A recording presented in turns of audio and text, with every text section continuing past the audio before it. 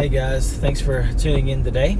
I hope that you enjoy the video, and I hope that you've enjoyed any of the other ones that you watched. I've really enjoyed making them. It helps me think through some things and just kind of make sure that I know what I'm talking about whenever I make comments on different topics. And one of the things that I've been thinking about a lot really in the last couple of years is some of the different thoughts and thinking around the concept of church.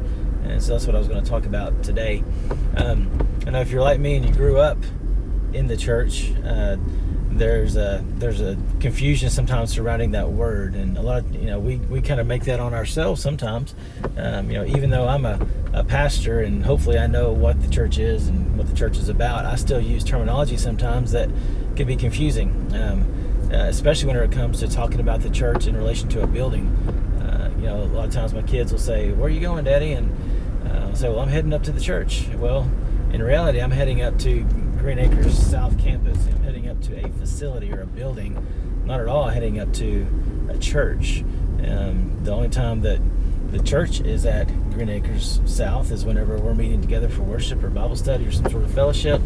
And so a lot of times we talk about the church like it's a facility, but hopefully you realize that whenever the scripture talks about church, it is not talking about a facility. When Jesus said to Peter, "Upon this rock I will build my church," the rock being the message of the gospel, he was definitely not talking about building a building or making a facility. He was talking about a group of people. And so whenever we talk about church, whenever we see church in the New Testament, the word church is talking about the people. So it's the people that have come together as a unified body of believers. And really the scripture talks about it in two different ways. It talks about the church as the whole number of people who have believed in Jesus, both present and past, no matter where they live.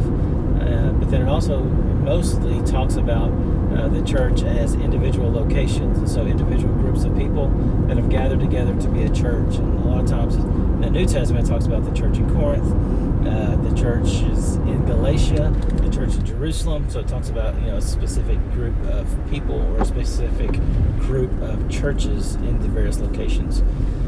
So anyway, the church is a group of people, not a building. And so that really makes you begin thinking about membership. Okay, so whenever you join a church, you're not joining an organization, you're joining a group. You're becoming a part of a group of people. And in order to be a part of that group, you need to gather with that group. In Hebrews, it talks about do not forsake the assembling of yourselves together, the gathering of yourself together. So there's an idea that if you're a part of a church, you should be getting together with the rest of the church.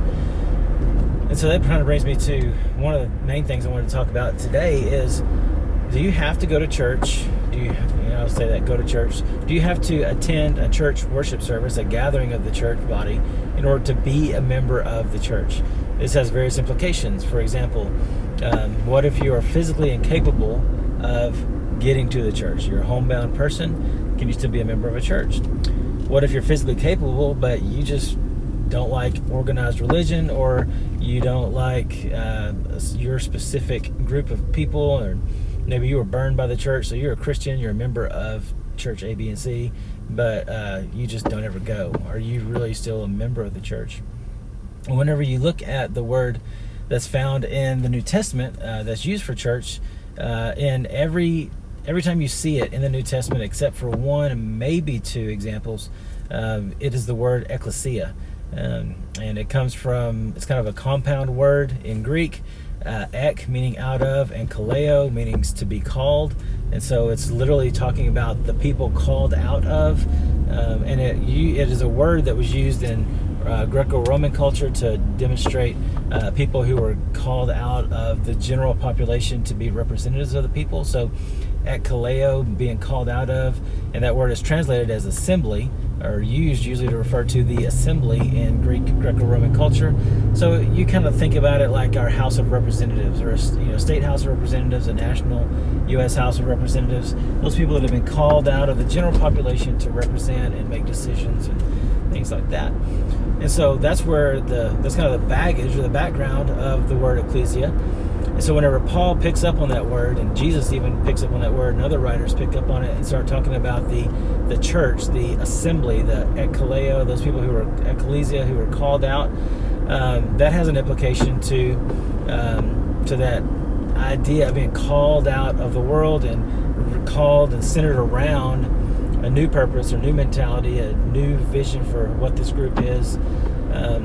But there's also more than that. There's an understanding, this assembly, there's an understanding that not only were you called out, but you gathered together. So you couldn't just be a Christian and not ever actually gather together with the people. So there was a sense of being called out of the world. There's also a sense of gathering together as the church. You were assembling together as the church. And if you go back to the Old Testament, if you've never heard of the Septuagint is the Greek translation of the Old Testament. So the Old Testament was written in Hebrew and Aramaic. Then it was translated into Greek. And so just like any translation into English, you try to find the word that matches the meaning of the original word as best you can. And so in the Old Testament, there were two different words that were used to refer to the assembly or the group gathering of the nation of Israel: kahal and Ada. Kahal, let me start with Ada, sorry. Ada referred to the general community, just the general community of Israel. So that referred to everybody who was a part of the people of Israel, that Ada type community. The other word, kahal, referred to these people whenever they assembled together. So if Moses called a solemn assembly and all the people gathered together, then that word would be kahal. It would be those people who had heard the call to gather and then had responded, because there were some people who didn't respond. And so whenever the translators of the Old Testament into the Greek had to choose a word to define or to translate into the word kahal, which represented the people who had heard the call and had responded to the call and actually assembled together, they used the word ecclesia. And so if you go to the New Testament, you've got this word ecclesia that its Old Testament heritage is a group of people who have heard a call, have responded to the call, and have gathered together. So if you're a member of a church, but you never actually assemble together, never actually join with that church body, then you haven't responded to the call. Maybe you've responded in faith to Jesus Christ, and we could go off, on a rabbit trail and talk about, can you really be a Christian if you're not a member of the church? But that's for a different video. But can you really be a true member of a church if you never actually join with that church? I've heard pastors before say that our church has X number of members, but the FBI couldn't find half of them. Some pastors refer to them as CEO Christians, Christian and Christmas and Easter only members. But are they really members? I mean, there's more to being a member of a church than just having your name on a roll. There's a sense of belonging, a sense of engagement, a sense of having a part of that body of believers that is expected if you are a member. Nowhere in the New Testament do you see any situation where somebody could be a member of a church but then not be active. It says that they all had things in common. They all gathered together. They all sat underneath the teaching of the apostles and the teaching of their pastors. So this has some really interesting implications for it, because if you are an ecclesia, and this is some things that even I have to wrestle with as a pastor, and other pastors need to wrestle with. If there's a sense to where the church is only the church if it actually gathers together, then we as church leaders need to figure out a way to gather our people together. To get back to us as kind of personal application, if you're a Christian and you say you're a member of First Baptist Church or Third Street Baptist Church or something like that, look, you've got to actually attend church to be a true member of that church. Now, if you're a homebound, well, there's actually limitations to why you can't come. It's not because you don't have a desire to. It's just because you physically can't come. That's a different story. But if you actually can get up on Sunday morning and get yourself dressed and get to church to worship with the church body, but you choose not to do that, then you're choosing to ignore or disassociate yourself with that group of people that you claim to be a part of. And that's not being a real church member. And so what I hope that you can see from this is that the very nature of what the church is, the very words that are used to describe and define the church, require of us as Christians, require of us as church members to gather with the other believers. And so if you don't go to church because you don't like your church, well, then find another church. Find a church that you connect with, and that you can grow in discipleship and grow with the people. Don't just sit at home and sour face and decide to do something else, or decide that baseball or fishing or shopping or sleeping in is more important. If you truly are a believer and you're a member of a church, then gather with that church, because that's what it means to be a church member. It's not about having your name on a roll. It's not about being able to drive by and say, yeah, that's my church.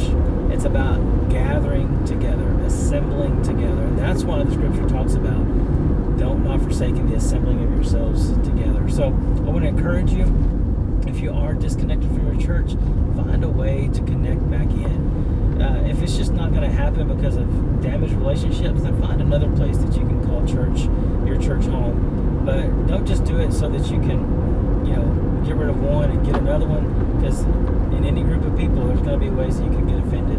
But choose to invest, choose to love on people, choose to allow them to love you, and be a part of what God is doing in your local body of believers. Be a part of what God is doing in your church. Well, I hope that this has been helpful to kind of understand the concept of what church is and what it means for us and what it kind of expects for us to do as members of a church. If you have any other questions about that, be sure to drop that in the comments below. Maybe I can do a video on that. And I look forward to joining you again next week.